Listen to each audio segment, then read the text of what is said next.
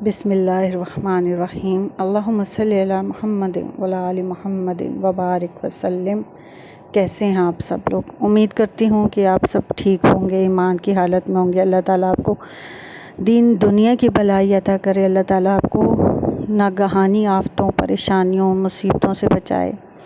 اللہ پاک آپ کی ہر دعا پہ کن فرمائے، اور مجھے بھی اپنی دعاؤں میں یاد رکھیں، ایک دوسرے کو اپنی دعاؤں میں یاد رکھیں کہ ہماری ایک دوسرے کے لیے کی جانے والی دعا اللہ تعالیٰ قبول فرماتا ہے، اور جو ہم کسی اور کے لیے مانگتے ہیں وہ اللہ تعالیٰ ہمیں بن مانگے عطا کر دیتا ہے۔ آج میں اللہ اور بندے کے تعلق کے بارے میں چھوٹی سی جو باتیں میں نے کہیں پڑھی اور جو مجھے اس سے سبق حاصل ہوا، میں آپ سے ضرور وہ شیئر کروں گی۔ ایک دفعہ کا ذکر ہے کہ بادشاہ محمود غزنوی، آپ نے نام تو سنا ہوگا، محمود غزنوی کا وزیر تھا ایاز۔ تو بادشاہ سلامت کو اپنے اس جو وزیر تھا اس سے بہت محبت تھی، اور وزیر کو بھی بادشاہ سے بہت محبت تھی۔ بادشاہ کے کہنے پر وہ آنکھیں بند کر کے ہر کام کر دیا کرتا تھا، لیکن جو باقی وزیر تھے نا، انہیں یہ چیز بری لگتی تھی، تو وہ حسد کرنے لگ گئے تھے ایاز سے۔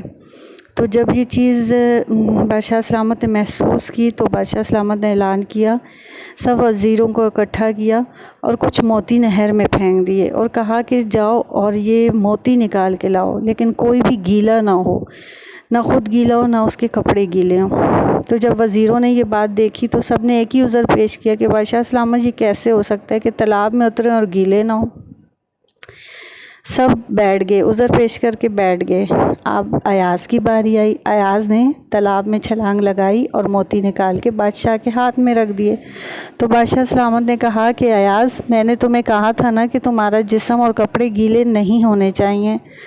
تو ایاز نے کہا کہ بادشاہ سلامت، میں آپ سے معافی چاہتا ہوں، آپ نے 2 حکم دیے تھے نا کہ موتی بھی لانے اور گیلا بھی نہیں ہونا، آپ کے کپڑے بھی گیلے نہ ہو، لیکن بادشاہ سلامت ایک حکم تو میں نے اس کی تکمیل کر دی، دوسرا میرے بس میں نہیں تھا تو میں نہیں کر سکا، جس کے لیے میں آپ سے معافی چاہتا ہوں۔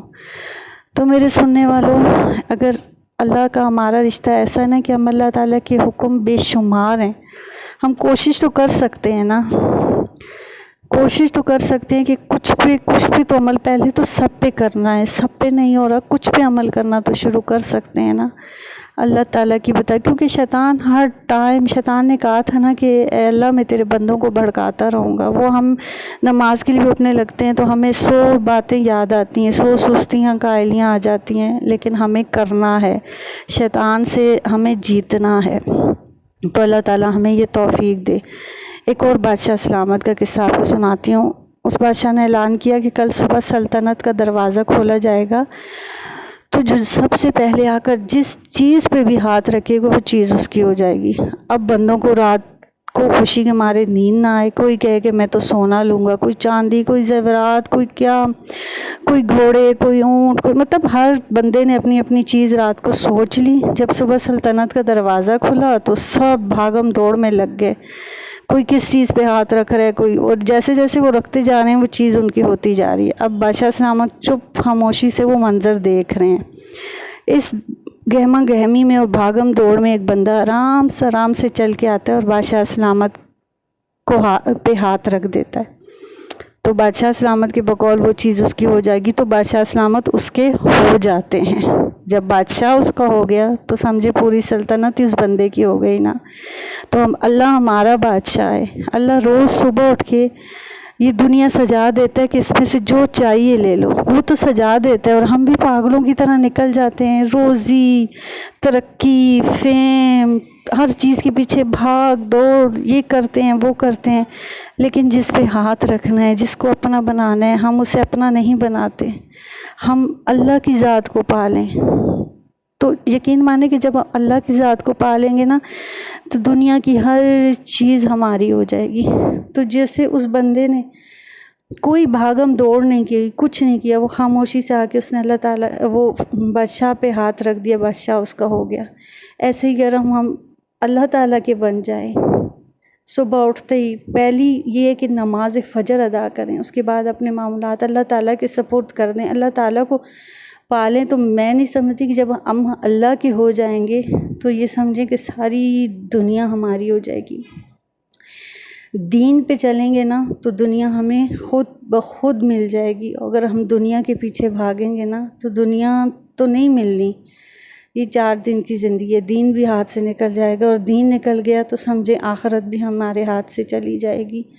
تو اللہ تعالیٰ، یہ دونوں واقعات ایسے ہیں کہ ہمارا بادشاہ ہمارا اللہ ہے، ہمیں اسے راضی کرنا ہے، ہر حال میں اسے راضی کرنا ہے، اس کی طرف چل کے جانا ہے، بھاگ کے جانا ہے، دوڑ کے جانا ہے، رینگ کے جانا ہے، اپنے نفس کو مار کے جانا ہے۔ ہمارا سب سے بڑے 2 دشمن ہیں، ایک شیطان اور ایک ہمارا نفس ہے۔